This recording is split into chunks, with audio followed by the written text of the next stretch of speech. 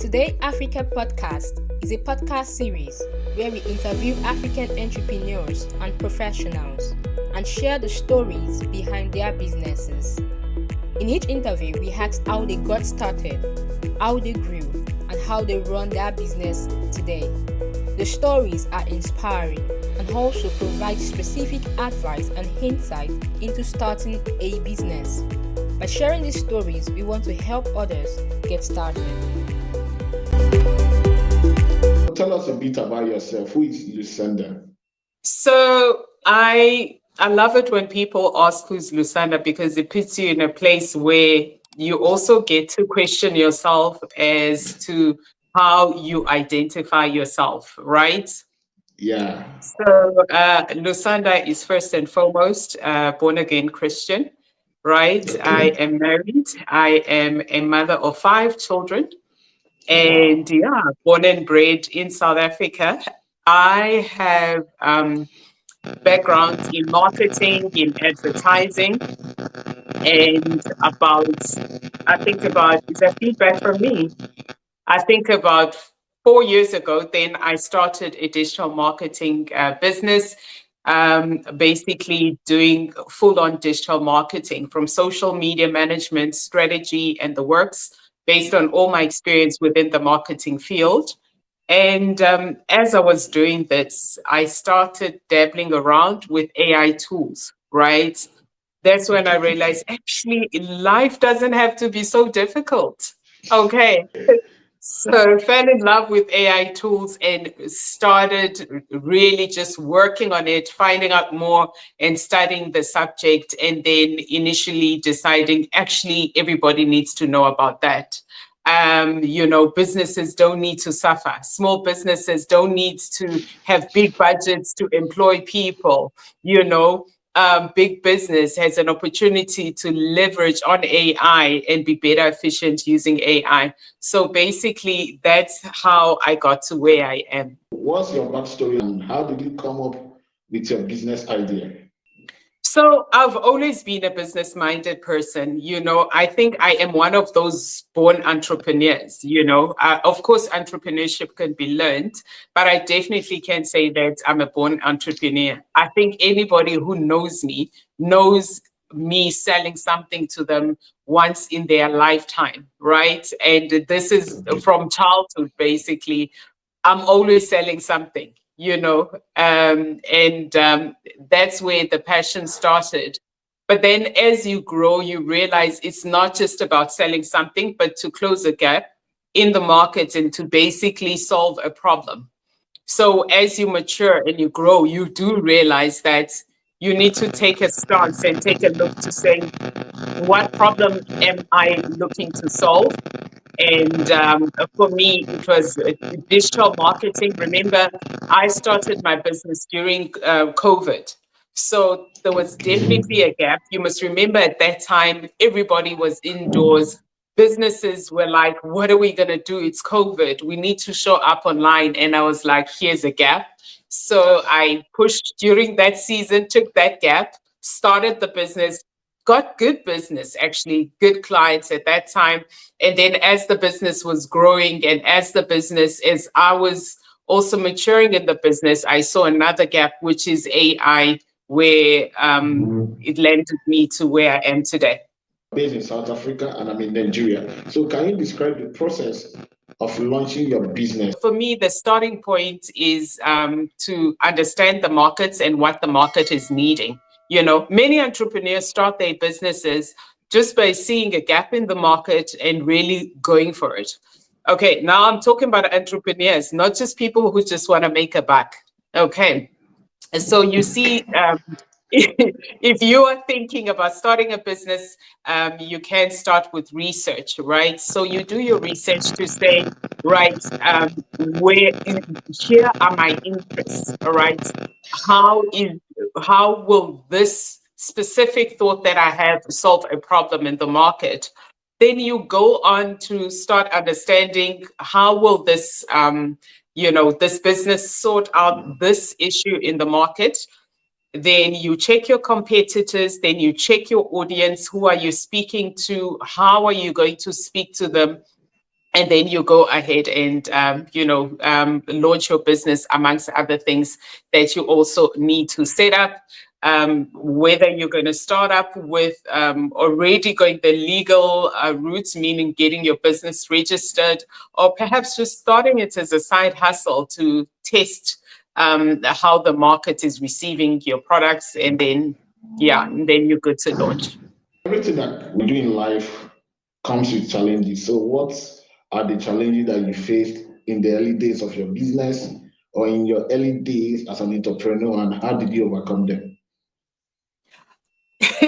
So the biggest challenge that I had was underpricing. Okay, so there's a problem of going into business with emotion, right? So what I mean by that is you get there, you're like, listen, I just want to help people. I don't want to be too expensive. I just want to help people. And that's all good. You mean well in wanting to help people, which is great, but count the cost. Yeah, right. So you can imagine Yeah. now coming from a corporate position, you've had a salary, you've had consistent salary, and then you move into business, and then you are great, you get clients, but you feel like you are now working so hard for those clients. Okay. So that was my challenge. I was working so hard and it was difficult to employ because my costs were so low. So the costs that the clients were paying me were not giving me, enough revenue to be able to grow the business and get employees. So that was one of my biggest challenges. And I think that challenge is a personal challenge, which you learn from as a business. So I think I went in with my feelings, and then it actually did cost me. So that was my challenge. So now here I am, doing okay, doing well, and needing to tell my clients I need to increase my pricing. So 6%, 10% increase is fair, but once you start now increasing to double the pricing, there is a problem. There is a problem. But I mean, I don't feel too bad for that, because at the end of the day, it got me to where I am, to say there's got to be another way to work things out, which is how I got into AI in the first place. I couldn't afford employees. I could only outsource here and there when the pressure was really on. But my business wasn't making so much that I could build a team of 15 or 20 people who would be able to assist me. So I think for me, it was a pricing issue, and I've definitely learned from that. You are into AI now, and Yeah.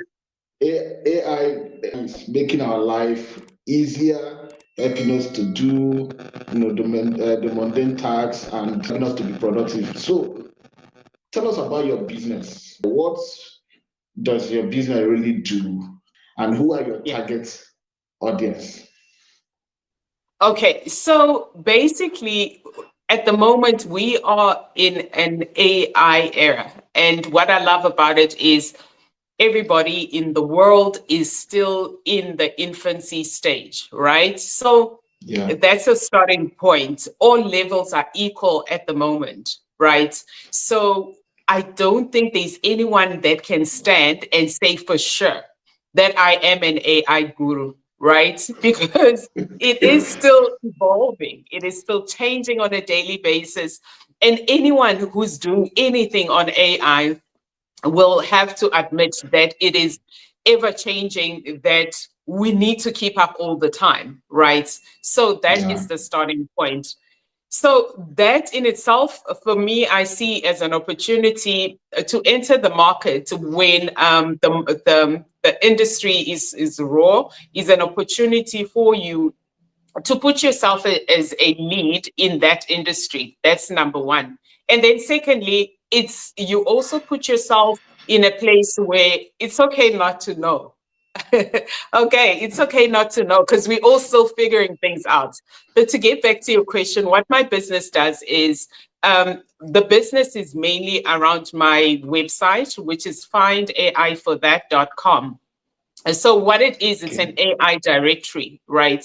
So what we do in the directory, you basically see various AI tools for different tasks. So the problem it solves for business owners is, if you as a business are saying, I need ways to be better at editing, right? I'm needing a tool that can help me.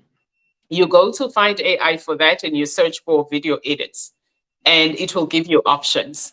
So there's different AI tool partners that are listed there. And so you basically have access to that. So whatever AI tool that you're looking for, whatever task that you're looking for, we have got it listed. And we don't have everything yet, but we are progressively growing into that. We started on 1,000, and I think now the number of tools we are increasing to about 2,000 today. Wow. I know we're well over 1,500 today, but hopefully by the time we close the year, we will be on between 2,000 and 2,500 tools. So essentially, that is what we do. And then what I have also been doing is to work with businesses to say, here are the different AI tools you can implement in your business, you know. So businesses are excited about AI. They want to start on AI, but a few have an understanding on how to even start. So there I come in to say, here's the different tools that you can use for your business.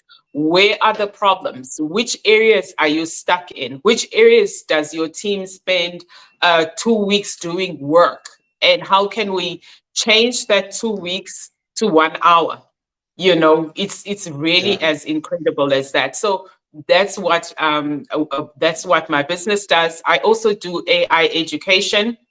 I've been fortunate to speak to various corporates as well, and various businesses about AI. You know, AI is scary for many employees, you know, the fact that AI will take our jobs. And I always think that there needs to be like a sort of a change management and conversation that needs to be had with your staff members to say, listen, this is to help us to be better efficient. You have to learn how to be efficient in your work, and here's how you can actually save your job. So those are the conversations, and that's what I do in my business. You are an AI advocate. You are advocating for business owners, freelancers to use AI to make their task easier and equally save time. So what do you have to tell people that are still rigid about using AI? So I have to be honest to say, I, in the beginning, didn't want to tell my clients I was using AI, you know. I was like, you know what will they think of me, you know? But it is what it is. AI is not going away. And I think the most important thing is not to ignore it, right? We cannot pretend like it's not happen. Don't pretend like it's not going to happen to your industry, because chances are it already has started anyway, you know. So the more I read and look at tools, AI tools that are available, the more I am convinced of this, that it is the people that use AI that will be the better employees, right? So, for example, I come across thousands of AI tools, literally.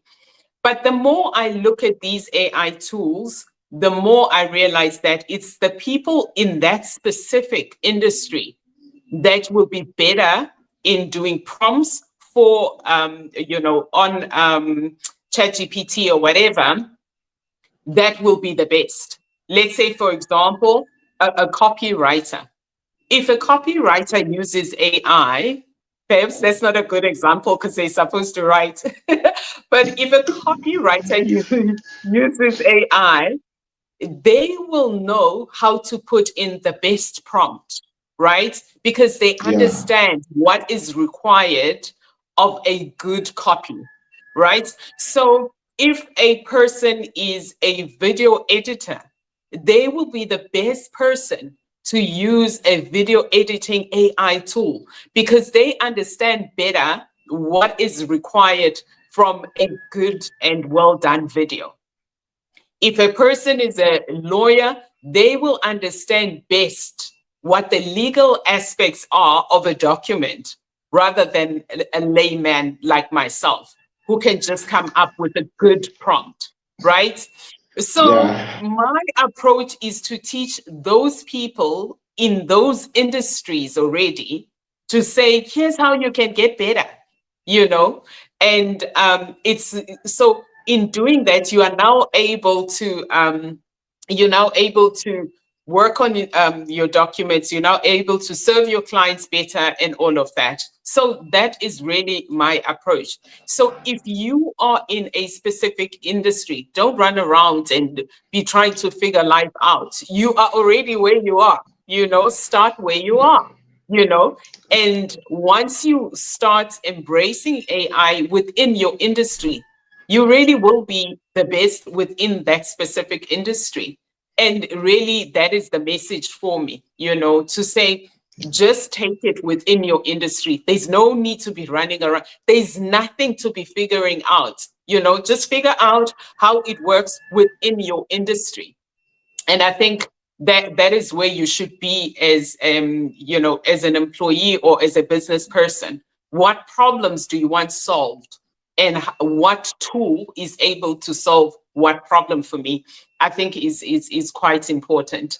So so really, I think that should be our approach, honestly. And we will be friends with AI, but it's not going to be.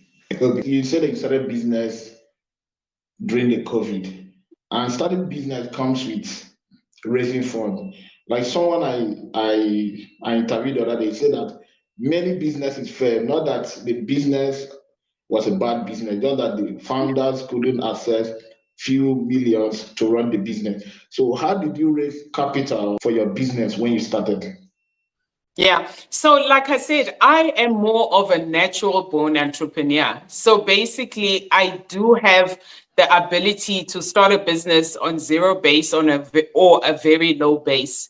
Perhaps not zero Okay. base because you need a few things to get started, right? For example, in Yeah. my case, I needed Wi-Fi, I needed a laptop, and to get me going with digital marketing, and then obviously to pay for tools that assist me in the business itself. So to answer your question, no, my business was not funded. It was self-funded.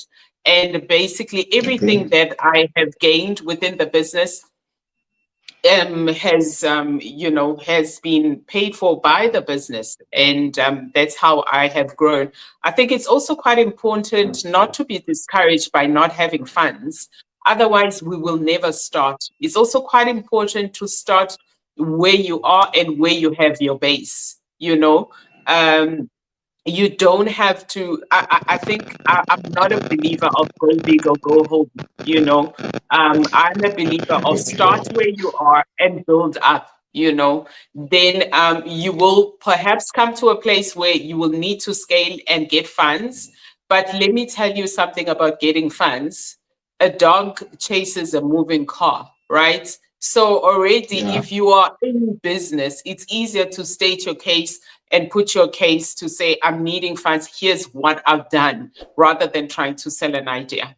We are in business to make money. We are not. Sure. Yeah, there are NGOs, non-profit organization, but many of us are in business to make money. So, what's the business model, and how does your business generate revenue? We definitely in business to make money. There's the various income Yeah. streams that I have from my business. Number one is from the website, as I mentioned. And Okay. secondly, is from the work that I do directly with clients. So on the website in itself, I have partnerships with various businesses, various companies, the creators of these AI tools. And yeah, that's how I generate an income. And then there's an income that comes from me consulting with businesses. Then there's an income that comes through from training and And then there's also like influencer partnership. Since you launched, what has worked in attracting and retaining customers for your business? So it's really consistency, hey? Consistency is what it attracts, and consistency keeps your customers, right?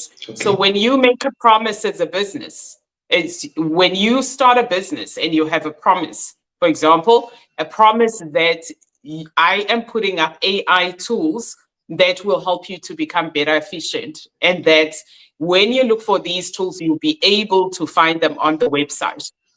And I need to keep that. I need to then keep refining that promise. Okay, let's say, for example, when I started, I started on 500 tools. I needed to increase those tools so that people get more value. I then needed Okay. to work on how people are searching for things, how people are searching for tools. How do I make it easier for them to find me? For example, let me give you an example. We initially, when you would search initially, my search terms were rigid words like business, okay, like editing, like design. And then when we sat down and took a look at the website, I was like, no, people don't look for business. They don't look for design, they don't look for Yeah. that. People look for translation tool. People look for video editing tool. So how do I keep my audience wanting to come back? So how I need to get myself in a place to think as they think, right? How do they do Yeah. search?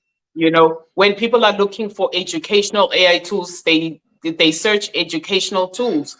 They don't go to business. When they're looking for things, AI tools to solve math problems, they don't go to business. They go AI to help me with maths. So those are the small Yes. things that you need to look at as a website owner, to say what is the user experience. And it's the user experience that will keep people coming. It's the user experience that will help people to continue talking about the website. Like you said, you're a business woman, you're a founder, you're a consultant, and you're a mother. So how do you manage your time and prioritize your task adequately? I don't know if there's anything called balance. I Okay. think, no, I have to be honest. I don't know if there's anything called balance, but I think there's different seasons in life where one thing becomes a priority over the other. Yeah.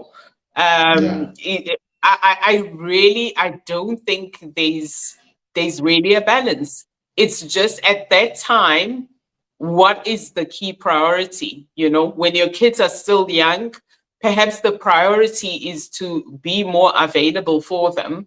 When your business is still growing, perhaps the priority is to focus on the business and nurture it a little bit more and let it grow. And I have to say that using AI tools, using automation, I automate a lot. Um, has really been a game changer for me, because for things like content creation, it's I no longer take like 2 weeks to create content. I've got a 1 day of content creation, and then that's automated for the next 2 weeks or whatever. So for me, AI tools automation has been a game changer. It's allowed me not to choose. So I don't have to choose now. I can be Okay. all those things that I want to be, and even more. Everything about you is simplifying automation through AI, which takes me to my next question. You are an advocate of business owners using AI to simplify and streamline their task or their business operation. What's your approach to hiring and building a team? I absolutely love that question, especially in light of the fact that we are using AI, right? So, for Yeah. starters, when as a business you have an idea, you may not be the best person to execute it, right? But the advantage is that you know what you want to do and you know what the end will be. So you employ somebody who's better than you. It's so important to employ somebody who's better than you because they will be able to then execute your business and your dream, right? So Yes. that for me is so important to get somebody that's more knowledgeable than me, you know. So I can say, here's what it should look, what are the possibilities? And that person is able to put it together for me. And in the world of AI, I also like people that believe that there are endless possibilities. They need to believe that there are endless possibilities. So I'm quite open to people that are quite innovative, you know. They are future thinkers, you know, rather than working with people that believe that things remain the same. I mean, the people like us have worked in corporate for long, where you are told, no, this is how we do things here. You know, Yeah. I don't, this is how we do things. No, I am for innovation. And that really works for me. I like hard workers, but I like smart workers. I like people who will always think there's got to be an easier way. And usually there is. Let's talk about systems and processes in your business. Yes, you are using AI, but there are still systems and processes of the way things are done. So, what are those systems and processes that you have built that helps in smooth running of your business? I'll tell you why that question is so important to me, because businesses will call me and they'll say, no, just implement AI, you know, just Yeah. implement AI. But the most important thing in any business is to have systems and processes, you know. Yeah. That is the core. For me, I feel it's the engine of making the business run, right? And Yes. having processes and systems is not for big business. It is for small businesses as well to be able to have processes and systems. So it's important to understand how your business flows. All right. How do you Okay. flow from point A to getting revenue? And for me, processes are the answer to that. You cannot automate without having processes or a system, right? So when you do Okay. automation already, there are processes and systems that need to be put in place, which is one of the first things that I would do if I get into a business. My first question is, what processes are you using, right? Then after Okay. understanding if there's no processes, then the first thing we need to put those processes in place. For example, CRM systems. Using a CRM system that allows the whole business to have a view of what's going on in the business. All right. So you can access it whether you're from home. I can access it whether I'm from home, so that information doesn't live on somebody's laptop. You know, God forbid the laptop gets stolen. Then we're all running around, oh, Lusanda's laptop has been stolen. It's a crisis. But the CRM system helps you, number one, to be able, to have a common table where everything is put on. So your contacts are there, uploading of invoices, your sales lists are there, your operation procedures are there, whatever's happening within ops is there, your resources and the business resources, they all live on that system. Once we have a CRM system, then it is easier to look at the different nodes within the business to say, right, now that we've got all of this, where do we spend most time and how can AI help us? Right? So Okay. let's say, for example, sales is spending too much time cold calling, right? So, Yeah. and so how do we then use an AI lead generator to be able to scrape data, to be able to get sales leads? How do we then automate that into email? How do we then automate from email into a into an appointment setting, implement an appointment setting capability? How do we then move from appointment setting into getting a link immediately, like a Zoom link?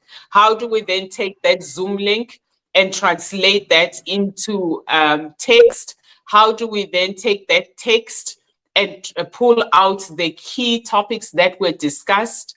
And then how do we then send that to the client into a proposal format based on the processes of your business? And that whole process can actually be automated.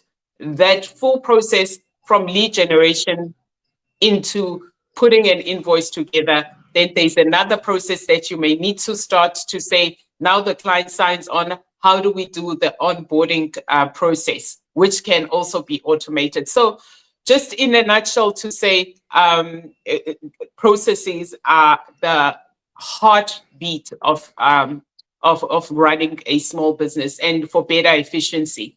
You can have AI. I know people that are excited. Oh no, just implement AI. It's almost like AI is a button that you can press and it will solve your problems. Yeah.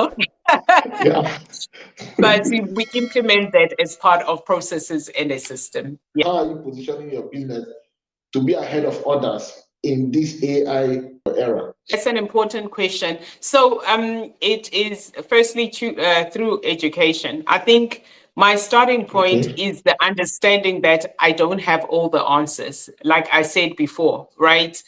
And I'm not a guru. So I think me understanding that is my superpower, right? So I don't have the pressure to have all the answers on AI, but I will figure it out, right? So there is a need for obviously continual education on AI on my side, continual education. And I must say, I'm also in a fortunate position that I do get people, the founders and builders of these AI tools, sending information. Hey, Lusanda, here's what we've done. Please take a look at it. Won't you comment on it? And that is great. It's obviously not at a big scale as I would ideally like to be, but at the moment, that is how it's happening. And I think interacting with users, is so important for me. That's why I'm very active on social media. Interacting with users helps me to understand the questions that people have on AI, and to see how I can get those answers and be ahead. So for me, what I'm chasing is information for my users and what people need, and that can only be done through education. So it's continual education, it's continual reading, it's continual going through the news. And again, those processes of going through the news and continual reading, that stuff can also be automated now. The scraping of news on AI from various countries. Some news I miss, but the important ones I get. And basically, that's how I do it. How is your business doing today, and what does the future look like? Today, my business is definitely in its infancy, totally in its infancy. But the direction it's looking at is definitely growth. And for the future, there's a few things that I'm looking to implement in the business, and things that I'm comfortable to share with. Outside of just AI tools, I think one of the biggest questions that I continually get is, how do I use a certain tool as a nurse? How do I use a certain tool as a whatever? So there's an opportunity there to cluster the different AI tools for industry, so people can have access of the tools based on industry. So that is one of the immediate future plans, to have that up. And next in line is perhaps a YouTube channel or a podcast. Still not sure what direction, but to have conversation on AI within an African context and what it's doing for our continent, and how we are leveraging AI as a continent, for me, is quite important. And it's quite impressive that we are actually quite ahead with the usage of AI. I think predominantly because we are people, we are a continent with much problems, you know, compared to our counterparts. So this for us, I'm glad that Africans are taking it as an opportunity to fix those problems. So that is what I would like to explore, how Africans are using AI. I'm hearing exciting stories. It's incredible what people are doing with artificial intelligence within the African continent specifically. And that's one of the stories I would like to tell. What are some key lessons that you have learned in your journey as an entrepreneur? For me, the biggest lesson is don't become too attached to the idea, right? Because it's the market that may determine how the idea will play itself out, right? Be Okay. comfortable with whatever the market is telling you, and just always be ready to pivot. You know, otherwise you will die in a situation of a business that's not working. So I think sometimes we become so attached to what we're doing because we've invested so much. You know, we've invested our time, we've done research, people know us as this. So we become like over invested, and yet it's not working. If it's not working, it's time to pivot, and that's okay. I think that is the biggest lesson, to be able to pivot and to be able to go where the market is leading you. Yes, it's important to have a vision, but within that vision, have that flexibility to say, you know what, the market will help me determine how I get there to the end goal that I have for my business. How do you stay motivated and inspired in the face of setbacks and failures? Is basically solidified by my faith. I am a firm believer that I have a purpose and that God is driving my purpose. So Okay. I'm very comfortable with mishaps. I'm very comfortable with failures.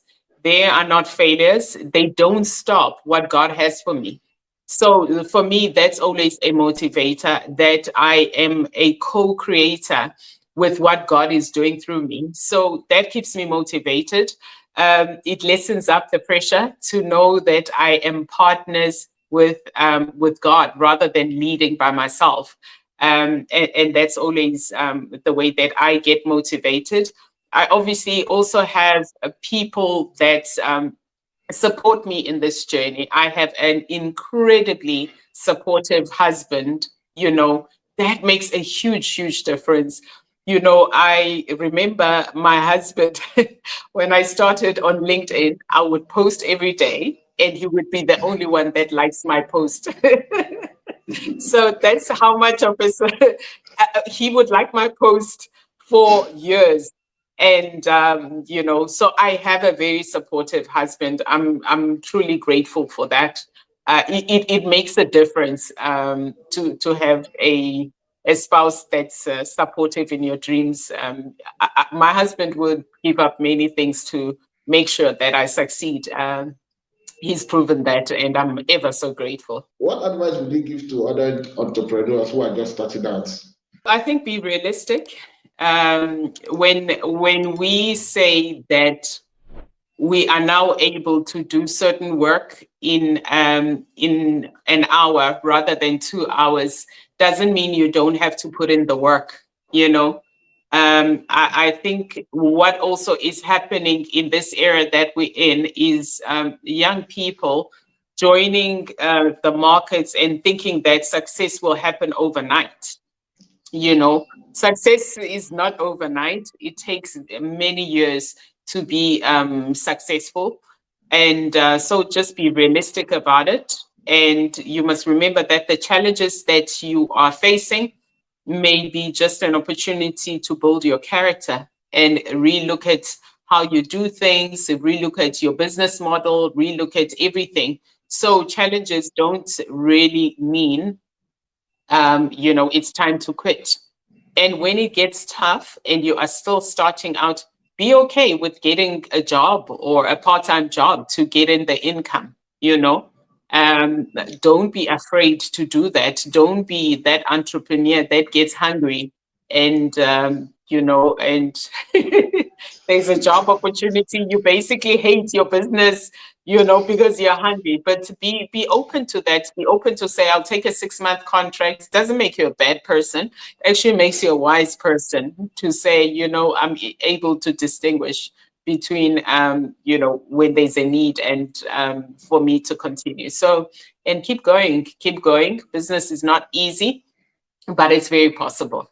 Today Africa Podcast is a podcast series where we interview African entrepreneurs and professionals and share the stories behind their businesses. In each interview, we ask how they got started, how they grew, and how they run their business today. The stories are inspiring and also provide specific advice and insight into starting a business. By sharing these stories, we want to help others get started.